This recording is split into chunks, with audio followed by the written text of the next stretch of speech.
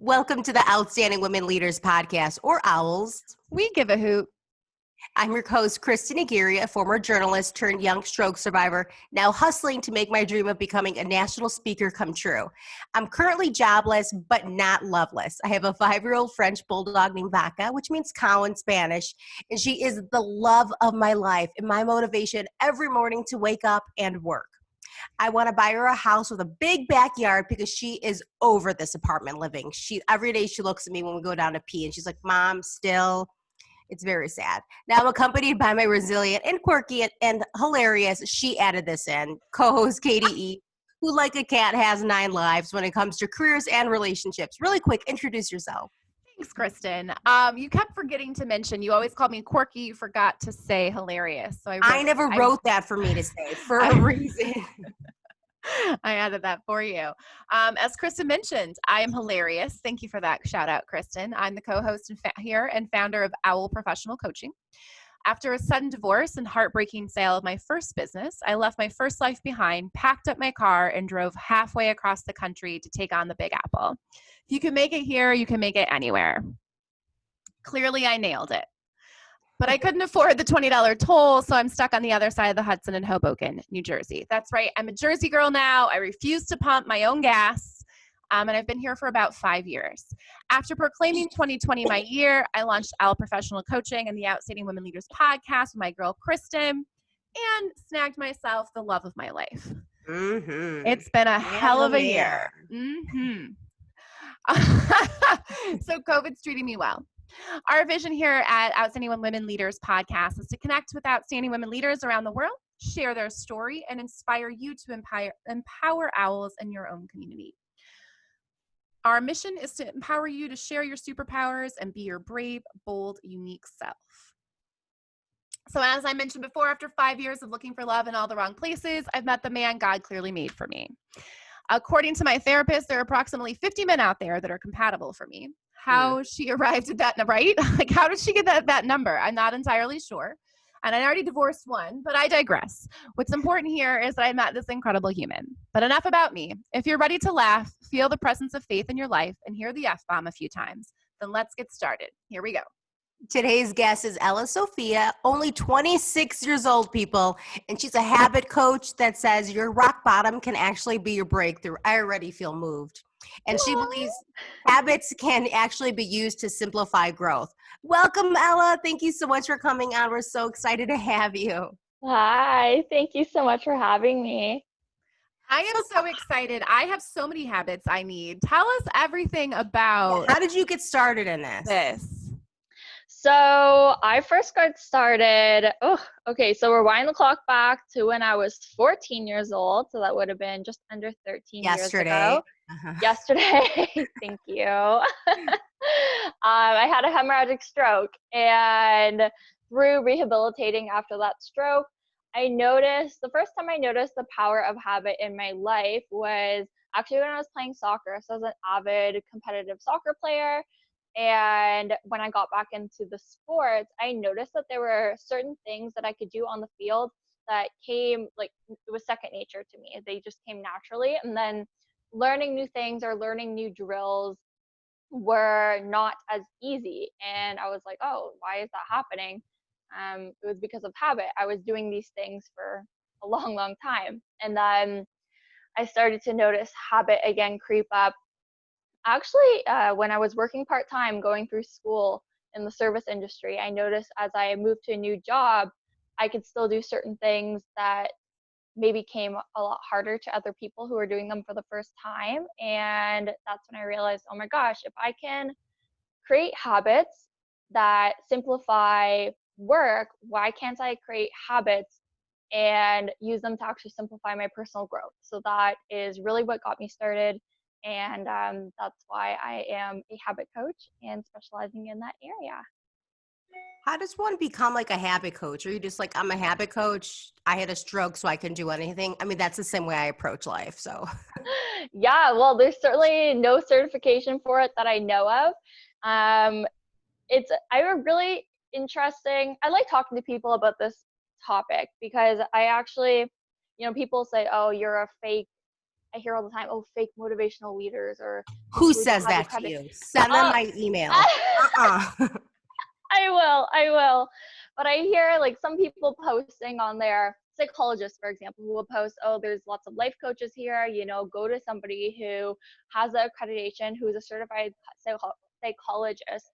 And my opinion on that is, first of all, I'm not trying to be a psychologist. I did not go to school to, well, I have a little bit of a background in psychology from university, but I certainly am not an accredited psychologist. I am not trying to be one.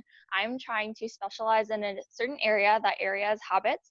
And through gaining enough knowledge and doing enough reading, I feel confident enough and qualified enough in my own person and my own right to be able to teach that to other people. Certainly not trying to fake anything. And then I did also do a master's degree in sociology, but I researched in airport security in Canada specifically, and risk management. Security, risk management was sort of my research area as I went throughout my master's. And that ended up landing me a job with the federal government doing national security policy related work. And when I was going throughout that job, I realized that the airports and the physical structures that I was studying and seeing how they could be physically resilient were actually not so different from our mental health and our personal growth, and that our brains and our minds needed to be resilient as well. So a lot of those things that I did learn going throughout school, I apply now to the mind and the brain, and I feel qualified in that nature as well. So yeah. I guess I know you have a YouTube channel with a ton of tips, but for beginners who maybe want to start building a good habit, especially now during quarantine, what are some things they can do? A good habit. Okay, so I want to start waking up early again. Help me. Okay, so the cool thing about habit is that there is a formula for it. There are certain components that have to be there in order for a behavior to become automatic or mindless, which is what a habit is, right? It's something that's actually been created as a neural pathway in our brain, and that's why we can go about doing it and not even realize that we're doing that behavior. So there's a standard formula, but everybody's formula is personal to them, right? So if I wanted to wake up early in the morning and you wanted to wake up early in the morning, that's the exact same habit, but our formulas might look completely different depending on what motivates us and all that sort of stuff. So I never like to tell people, hey, listen, there are 5 standard habits that you need to all be implementing to be successful. Like everybody needs to wake up at 6 a.m. or everybody needs to be eating keto or something like that. But there are 6 types of habits that I think everybody should recognize that you have to implement in your life. And so you can create a habit within these different types of behavior. So there's sleeping and waking habits. There are organizational habits. There are focus and learning habits, like how you zone in on tasks, how you get into that flow state. There are time filler habits. So what do you do when you're bored and have nothing else on to do at the moment? And there's eating habits. And then there's communication habits. So there's 6 types of habits that you can create specific habits within. So I actually have a YouTube video on my YouTube channel. It's called 5 types of habits because I recently added the 6th one in, the eating habits.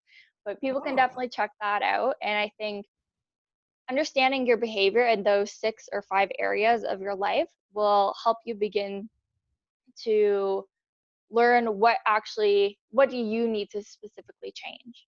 But it could be in any of those 6 areas. Do you have a lot of clients? I don't mean to start crying, but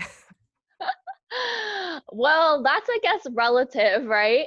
Right. I'm gonna say no because my goal is to have a lot more than I currently have, but I have a lot of people that message me in my DMs and just ask for advice or questions, or I would meet with them over House Party, which is a cool app.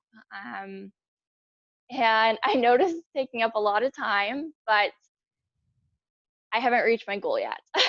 So we're on our way there. We're on our way there for sure. What is your goal? Geez. So my ultimate goal, that's a great question, by the way. I feel like not a lot of people ask that question, but my ultimate goal is to be a speaker. When I was working for the federal government back in Ontario, for anyone who's in Canada, woo. When I was working for the federal government, I actually kind of got started with all of this habit coaching and personal growth because I did a big public talk at my department, and it was it was for Brain Injury Awareness Month. And I posted something on our internal blog. Somebody saw it. Somebody said, "Hey, Brain Injury Awareness Month is coming up. Let's do something. Let's get somebody to speak." And I basically said, "I'll do it." That's awesome. And thank you. And it actually ended up going really well. And right after I did it, like standing up there, and I remember at the very end of the presentation, I did this whole thing where on the count of three, I said, "Okay, everybody in the room, on the count of three, we're all going to say, 'This is the year of,' and we're all going to say our name." So I would say, "This is the year of Ella," and you'd say, "This is the year of Kristen, this is the year of Katie." There's like 100 people in the room, and then everybody just said it, and it was like the most moving, incredible experience. And at that moment, I was like, yeah, like I'm going to do this for the rest of my life, or at least I'm going to try. So I'd I love to love be that. like I the next Tony absolutely Robbins. love that. The next Tony Robbins. I love it. So I started Owl Professional Coaching, not specifically focusing on habits, but more of a holistic approach of coactive. It's the coactive coaching model of looking at the being and the doing and creating that life balance, and helping people like yourself. So I've owned a couple businesses, and it's helping people like yourself build their dreams. So That's very awesome. cool. I want to know more about this. I want to know more about your stroke though, and how that has impacted or shifted your course. Were you into this habit before the stroke? Did this come after? It came after. So before my stroke, I've always had a very clear path of where I wanted to go in the future. Ever since I was little, I knew exactly what I wanted to do. I've always been very goal oriented, task oriented.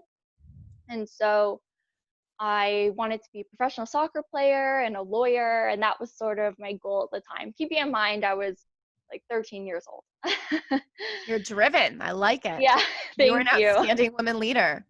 Thank you. I just want to be like, woo, woo. Yes, girl, do the Yeah. hoot. So cool. So when the stroke happened, so it was a hemorrhagic stroke that affected the left side of my cerebellum, and then I believe I had a second stroke, but like once you have one, like who's really counting after that? That affected the right side of my cortex, both affecting the left side of my body. And so playing soccer and my cognitive processing changed drastically after that. And I really felt like my identity at the time, which was an athlete and an academic, was just taken away from me. And I lived through high school and in my undergrad really like trying to with this low mood baseline, just because I felt like my stroke took away my purpose essentially. Um, it it really wasn't until it was sort of a gradual thing, this development into habit coaching and personal growth. But it started with that talk that I gave, because as I was kind of planning the talk, I realized, you know, all the things and all the successes that I had created for myself in my life, I did it because I worked hard and I figured out how to adapt to my current situation. And it doesn't matter if you have a brain injury or if you experience any other sort of, horrific things in your life, the death of a parent or a child. We all have a mind and we all have a brain. And if you can change the way your mind works, you can change the physical structure of your brain. And I think that is the coolest thing. And I think our minds are so much more powerful than we give credit to. And I think once I made that realization, I still didn't fully it was like 90% there when I did that talk, that public talk. I was still like, I thought I was 100%. Yeah, like, let's go. Let's do this. I'm going to be a habit coach, a speaker, but I was only at 90%. And that's because I still had some sort of self-care and other aspects of personal growth that I had not addressed. I like to call personal growth, it's like a 3-part system. I call it the personal growth loop. So you always have to have self-care, self-development, and self-discipline. And I really addressed the self-development and self-discipline, but I hadn't addressed the self-care. So about a year goes by, a year and a half after that first talk goes by, I do it again. And then I'm still like, I don't like to say depression for myself, but like I had a depressed mood. I was very, very sad. And I really got to a breaking point and I tried to kill myself. And there was like a whole situation. It was a minor mental health crisis, but it was at that point when I went to go see a psychiatrist, psychologist, and really start working on that self-care aspect that was missing. That's when I feel like I completed the loop, and that's when I started to. I was at 100%. I made that last 10% that I was missing, and now I was 100% full force. This is what I'm doing. This is what I believe. So yeah. Is this where your breakdown can be your breakthrough came from?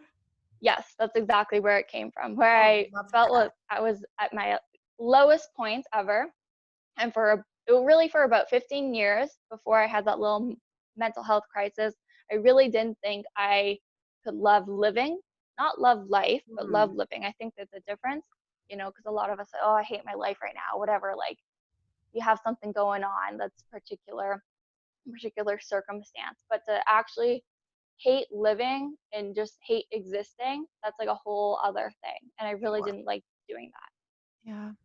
And then when I had sorry, go ahead. No, please. No, please. I just, go. No, I was just going to say, and then when I had that whole crisis happened and I was introduced to a whole bunch of other type of personal growth tools, being self-care, that's when I realized, no, I can learn to love living. I just have to put in the work.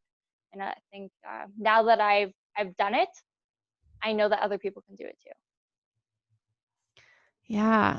I did, I had a mental breakdown as well. I did not want to kill myself. But I was going through, having my identity taken away. I was no longer a wife. I was no longer a gym owner. I had my purpose taken away. I didn't have a job. And I have found like that was where I had to step back and do the self-care as well. I moved out here, and after a year, I finally got myself a therapist. Yeah. We So love helpful. therapy here. Yeah. Love therapy. Owls. And I had worked with a coach before I got divorced. It sort of was as I realigned my life, it sort of led in that direction of divorce, even though we didn't talk about my husband. And I knew I wanted to coach and help people. I knew I was a teacher before. I've always, coaching is something, I was a tennis coach. Coaching is something that is natural for me. What I've learned through my coaching training is really to hold the client's agenda, which is something that I think can be a little bit different when you're looking at a therapist and focusing on someone's past versus their future. But what I'd love to know is, for you, what self-care was the most powerful for you, or what was your just the different self-care things that you did that were effective? Yeah, really good question. I think the absolute most powerful thing that I learned, hands down, is that I learned how to stop rumination over negative thoughts. Rumination is like the killer when it comes to going from sadness to depression. And I've heard and read some research that is the difference between sadness and depression, is when you have rumination over negative thoughts. So learning to stop that was the hands down biggest self-care thing that I learned. And Is that through therapy or no, not really actually. So through therapy, my psychologist that I was going to every week, I saw her every week, and then eventually went down to every other week for a year. And she would always give me new exercises, but things that are more tangible, like doing a gratitude journal and, learning to be mindful and take breaths and take baths. Learn to say no. When you say yes or no to somebody else, you should always, at the end of the day, be saying yes to yourself, and just really put myself first. Mm. And so through doing that, I realized that it was like negative thoughts. I was becoming happier. My mood baseline was going up, but I was still, occasionally everyone has negative thoughts. Oh, yeah. And the more I became in control of myself and my daily actions through these self-care regimens or routines, the more I realized that when this negative thought would come into my mind, I had complete control over how long I wanted to ruminate over it and when I wanted to just kick it right back out of my mind. Yeah. Yeah. I find similar for me, like the therapy for me helped me get to that certain point, but there was still these roller coasters a little bit. Oh yeah. And after my mom died, depression, sadness. My dad came out of the closet after my mom died on the 1-year anniversary, and so helping my dad navigate what it meant to be a gay man. Then my dad got a boyfriend, so spending the second Christmas without my mother, flying my dad's boyfriend home with us to spend Christmas. Like there was a lot of overwhelming things happening. And I realized at that point that, well, just talking with my therapist, it may be a little help. So I'm on 5 milligrams of Lexapro, which is nothing, but it's been life-changing. I know, Kristen, you've also talked about being on Lexapro, but the most powerful thing for me that has put me really on like a maintenance therapy schedule for myself is coaching, and is exactly what you've talked about. Of I get to sit with, I get to acknowledge there's some comfort, and I can acknowledge this thing here. For you, it might be feeling some depression or sadness. For me, it would be a trigger and feeling anxiety. That's part of what happened to me when I went through the business and divorce. Was for the first time in my life, I experienced anxiety. And I found it really powerful to just say, okay, I can sit with that. I see you, but I'm not going to spend time with you. Yeah, I um, love that.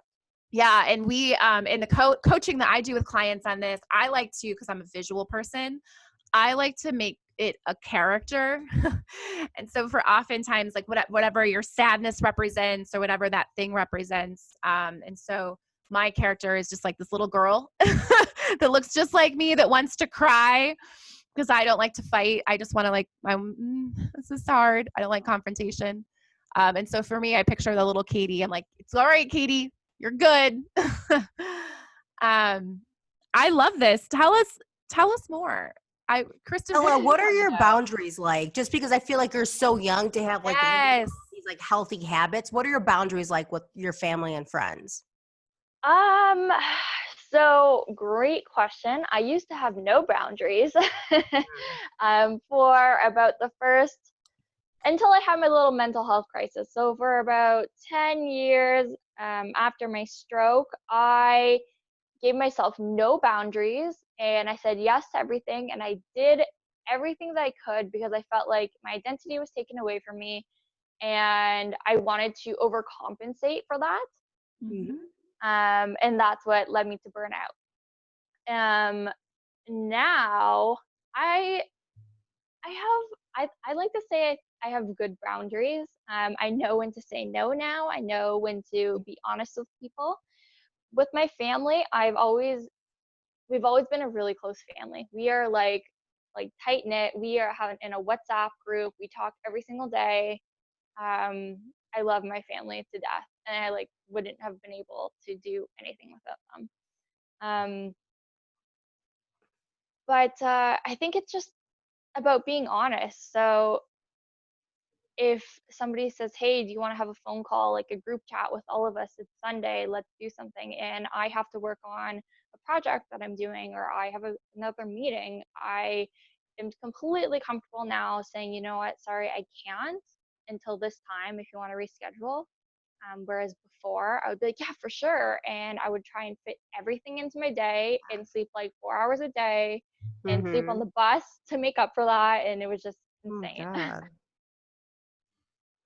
Mm-mm.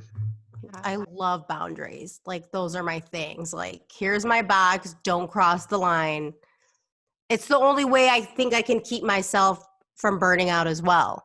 Yeah. I really feel like my stroke was kind of like my burnout moment. Mm-hmm.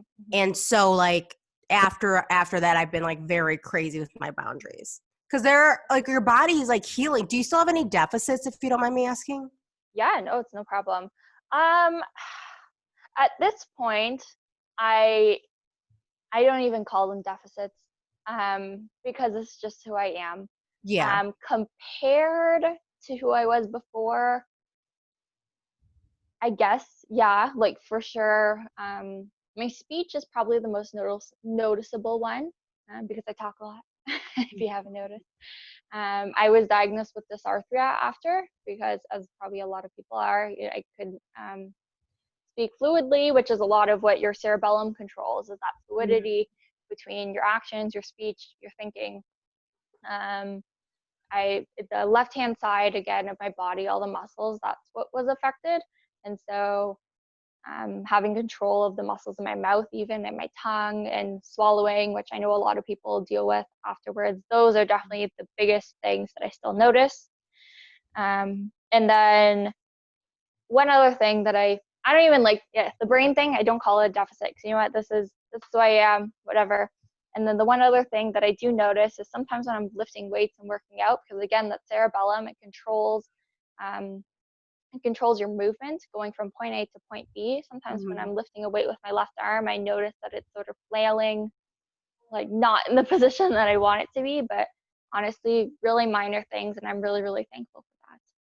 Oh yeah, you're such a blessing. Like look at you now. I mean, do you Thank you. often think about your life before the stroke only cuz you were 14? Yeah, it's I don't anymore. I think, Mhm. I it's been so long. I just there's no point in me thinking about it anymore. I was like, who knows? I was 13 years old. I wasn't even a teenager yet. I have Right. no idea who I could have been or who I would have been if I didn't have a stroke. Like I don't know who 26-year-old Ella without a stroke looks like. So like trying to make comparisons to who I was beforehand, it just doesn't make it's not empowering for me. So I just don't really I do don't really think it's fair either. Like for so long after my recovery in the beginning, I'd be like, okay, and that's where I learned to set boundaries. Because I'm like, okay, old Kristen before the stroke would have done that, but guess what? Old Kristen is gone. This is a new woman. yeah. Got new boundaries, new needs, and Mhm. that's how I've really set my boundaries. Because I'm like, well, this new Kristen is exhausted and does not want to talk to anyone. Yeah, no, that's so good. I love that. How did you meet Joe? Is it just online? Yeah, so Joseph rocks. He was actually the first person that I met who had a stroke young, and the first person who I Mm. met online who had like an online platform and talked about people who had strokes young. And I think what I started doing because I wanted to post something about Brain Injury Awareness Month, and I followed the hashtag Brain Injury Awareness or something like that on Mhm. Instagram, and I would post it under my pictures, and I guess through that he found me and started following me, and I was like, oh my god, a podcast is following me! Oh my gosh, it's a Him. podcast about brain injuries. This is so cool, and I just thought I was like so famous. And then yeah, You we are just started famous. talking. Oh, thank Wait you. till we start following you. Yeah, Well, I I already know. follow her. Oh my gosh, but yeah, that's how we met, and then we get along really well. I as friends, and I look up to him as a He's bit the of a best. mentor as well. He is just the coolest guy. Yeah. I think a lot of people, which I feel like has become sort of like a little bit of my purpose and new identity, is letting people know that there is a huge online community of brain Yeah. injury survivors, young stroke survivors, because in Yeah. that moment you can feel alone. And then Oh when you, yeah. there's like a whole world of people who have gone through exactly what you're going through now, and you are not alone. Yeah. Oh, definitely. And for me, I know like growing up, so when I had my stroke, I was 14 years old. Facebook was a thing.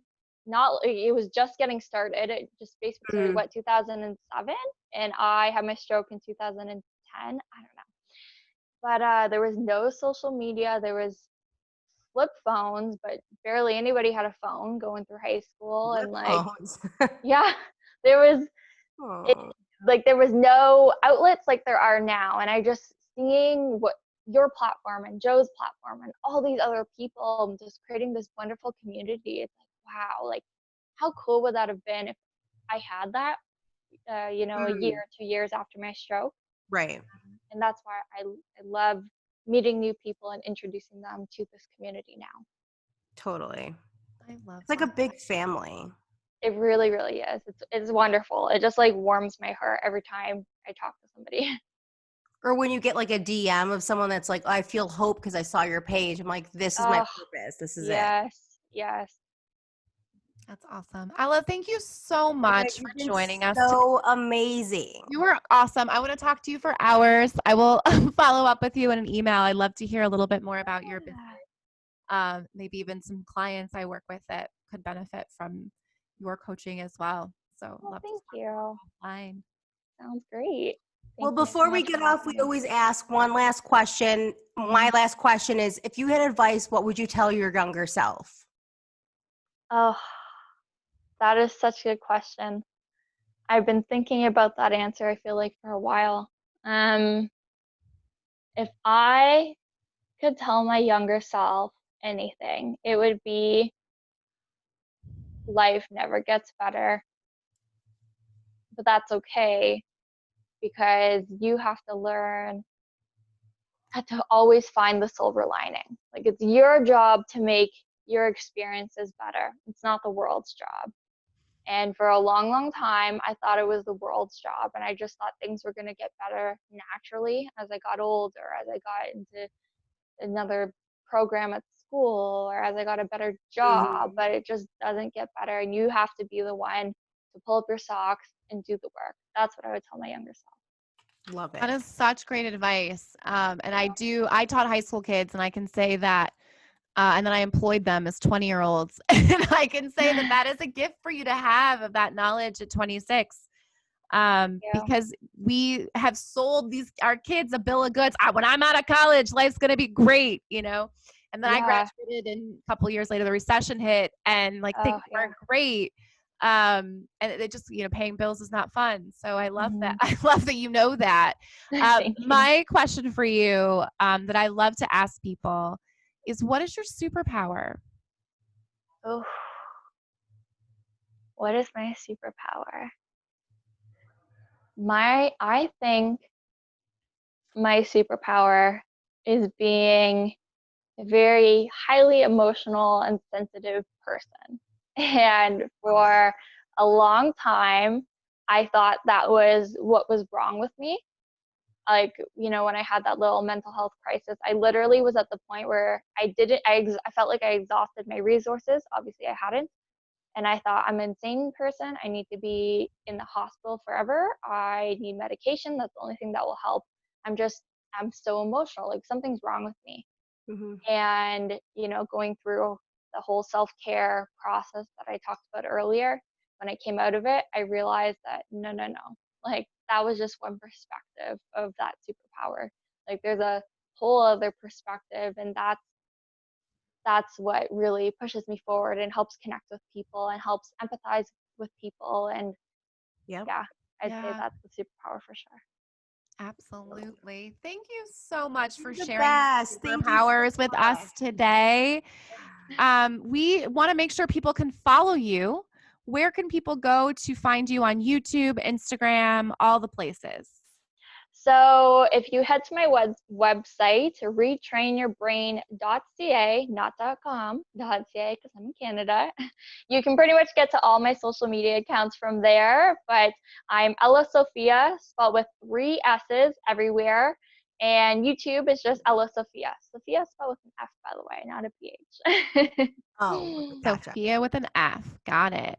You're the Awesome. best. Thank you so much, Sophia. Thank Thank you you. so much. Before we go, Kristen, can we talk a little bit about a workshop that's coming up?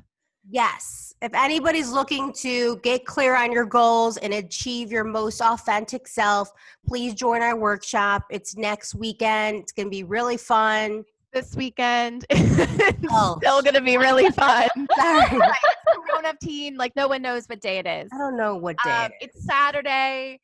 You can text Owl Do It at the @ OWLDOIT to number 81010.